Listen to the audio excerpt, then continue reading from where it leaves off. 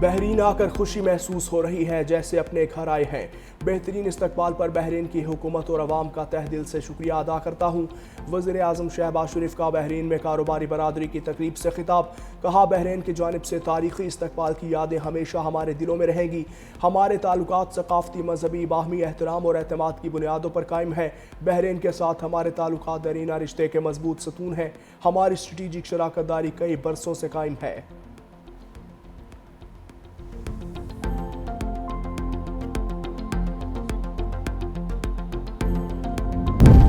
پاکستان اور نائجیریا کے درمیان تجارتی اور سرمایہ کاری تعاون میں نمایاں پیش رفت۔ رانا احسان افضل کی نائجیرین انویسٹمنٹ پروموشن کمیشن کی سربراہ عائشہ ریمی سے اہم ملاقات۔ مینوفیکچرنگ، آئی ٹی، لاجسٹکس اور ایگرو پروسیسنگ میں سرمایہ کاری کے مواقع پر بات چیت۔ پاکستان اور نائجیریا کے سرمایہ کاری کمیشنز کے مابین تعاون بڑھانے پر اتفاق۔ بیوٹی ویسٹ افریقہ 2025 میں پاکستان پویلین کا شاندار افتتاح۔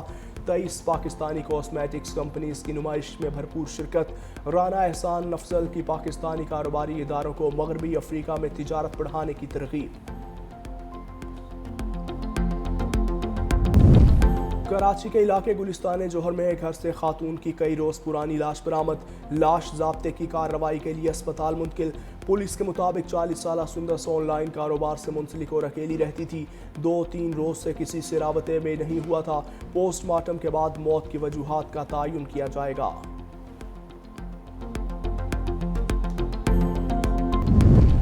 پنجاب میں بے سہارا بیواؤں کے حقوق پر ڈاکہ ڈالنے والے غاصبوں کے خلاف سخت ایکشن۔ وزیر اعلیٰ مریم نواز نے بے سہارا بیواؤں کے قبضے کیس فوری حل کرنے کا حکم دیتے ہوئے کہا، وزیر اعلیٰ کا گجرات، لیا، حافظ آباد اور دیگر اضلاع میں قبضے کے جلد فیصلے نہ ہونے پر اظہار ناپسندیدگی۔ وزیر اعلیٰ مریم نواز نے کہا، ناجائز قبضے کے کیس کے جلد حل سے عوام کو فوری ریلیف دینا چاہتے ہیں۔ تمام ڈپٹی کمشنرز ناجائز قبضہ کیس پر روزانہ اجلاس کریں۔ جائیدادوں پر ناجائز قبضے کے خلاف روزانہ مانیٹرنگ ہوگی۔ وزیر اعلیٰ مریم نواز نے روزانہ کی بنیاد پر رپورٹ طلب کر لی۔ باغوں کا شہر لاہور اسموگ کی زد میں، دنیا کے آلودہ ترین شہروں کی فہرست میں لاہور کا تیسرا نمبر۔ شہر کا AQI 210 ریکارڈ۔ اسموگ سے متاثرہ علاقوں میں شہریوں کو ماسک کا استعمال یقینی بنانے کی ہدایت۔ دوسری جانب دھند کے باعث موٹر وے M1 کو پشاور سے صوابی اور صوابی سے برہان تک بند کرنا پڑا۔ حد نگاہ بحال ہونے کے بعد موٹر وے ٹریفک کے لیے کھول دی گئی۔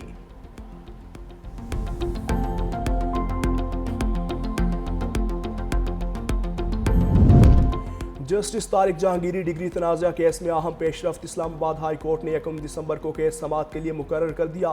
چیف جسٹس سرفراز ڈوگر اور جسٹس اعظم خان سماعت کریں گے۔ سپریم کورٹ نے کیس قابل سماعت ہونے کا معاملہ پہلے طے کرنے کا حکم دے رکھا ہے۔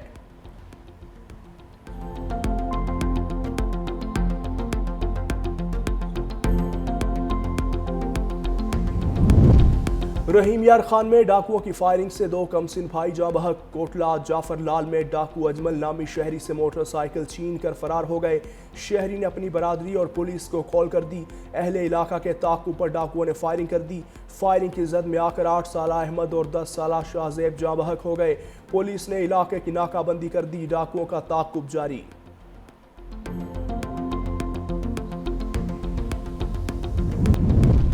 اب ٹریفک قوانین کی خلاف ورزی پر 2,000 سے 20,000 روپے تک جرمانہ ہوگا۔ پنجاب میں ٹریفک قوانین کی خلاف ورزی کا قانون منظور، آرڈیننس بھی جاری۔ تیز رفتاری پر موٹر سائیکل کو 2,000 جبکہ گاڑی کو 5,000 روپے جرمانہ کیا جائے گا۔ ٹریفک سگنل توڑنے والی موٹر سائیکل کو 2,000 اور 3 ویلر کو 3,000 روپے جرمانہ بھرنا ہوگا۔ سگنل کی خلاف ورزی پر کار کو 5,000 اور 2,000 سی سی گاڑیوں کو 10,000 روپے جرمانہ ہوگا۔ سگنل کی خلاف ورزی پر 2,000 سی سی سے زائد کی گاڑیوں کو 15,000 روپے جرمانہ ہوگا۔ دھواں چھوڑتی موٹر سائیکل کو 2,000 بھرنا ہوں گے۔ بغیر فٹنس سرٹیفکیٹ گاڑی چلانے پر 1 لاکھ روپے تک کا جرمانہ ہوگا۔ خاتون اول آصفہ بھٹو زرداری سے امریکہ کے قونصل جنرل چارلس گڈمین کی بلاول ہاؤس میں ملاقات۔ پاک امریکہ تعلقات میں مزید فروغ پر بات چیت۔ آصفہ بھٹو سے جرمن قونصل جنرل تھامس شولٹز کی اپنی اہلیہ کے ہمراہ ملاقات۔ صحت، تعلیم اور خواتین کو بااختیار بنانے کے لیے باہمی تعاون کے فروغ پر زور۔ ملاقات میں سینیٹر شہید الرحمان، صوبائی وزیر صحت ڈاکٹر عذرا پچوہو سمیت دیگر رہنما بھی موجود تھے۔ سندھ کے سینئر وزیر شرجیل انعام میمن کی محکمہ اطلاعات کو تمام فلمی اور میڈیا پروجیکٹس جلد مکمل کرنے کے احکامات، حکام کو جاری میگا پروجیکٹس اور ترقیاتی کاموں کی بروقت اور مؤثر تشہیر کی بھی ہدایت۔ محکمہ اطلاعات میں اجلاس کے دوران سینئر وزیر شرجیل انعام میمن کو جاری منصوبوں پر بریفنگ دی گئی۔ صوبائی وزیر کی متعلقہ حکام کو ہدف کے مطابق کام تیز کرنے کی ہدایت۔ کہا سندھ حکومت چاہتی ہے فلم، ڈاکیومنٹری اور دیگر تخلیقی مواد کے ذریعے قومی بیانیے، قومی یکجہتی، امن، رواداری اور ترقیاتی اقدامات کو مؤثر انداز میں پیش کیا جائے۔ میڈیا کے ذریعے معاشرے میں مثبت پیغام پھیلانا وقت کی ضرورت ہے۔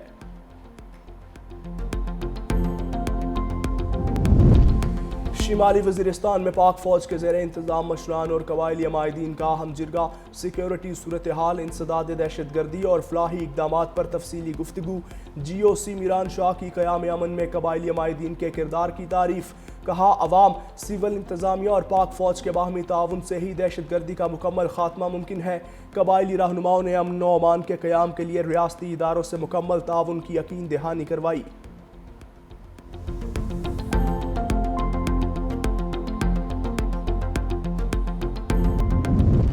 امریکی صدر ڈونلڈ ٹرمپ کے خلاف انتخابی مداخلت کا مقدمہ خارج۔ پروسیکیوٹر نے مقدمے میں لگائے گئے تمام فوجداری الزامات واپس لے لیے۔ صدر ٹرمپ کی جانب سے فیصلے کا خیر مقدم۔ پروسیکیوٹر کے مطابق مقدمہ ریاستی عدالتوں کی بجائے وفاقی دائرہ اختیار میں آتا ہے۔ جورجیا میں ٹرمپ اور ان کے ساتھیوں پر 2020 کے انتخابات میں مداخلت کا مقدمہ چل رہا تھا۔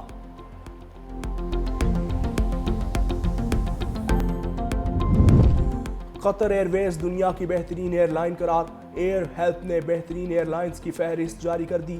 مشرقی وسطی کی ایک اور ایئر لائن اتحاد ایئر ویز کا دوسرا نمبر، ورجن اٹلانٹک تیسرے نمبر پر موجود۔ فوربس ٹریول گائیڈز کی تصدیق شدہ ایئر ٹریول ایوارڈز 2025 کے بعد ایئر ہیلپ کی طرف سے نئی رینکنگ جاری کر دی گئی۔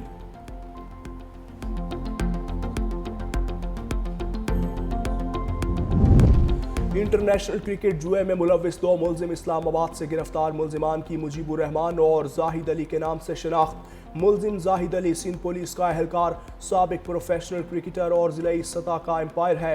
ملزم آن لائن کرکٹ جوئے اور سٹے بازی میں ملوث رہا۔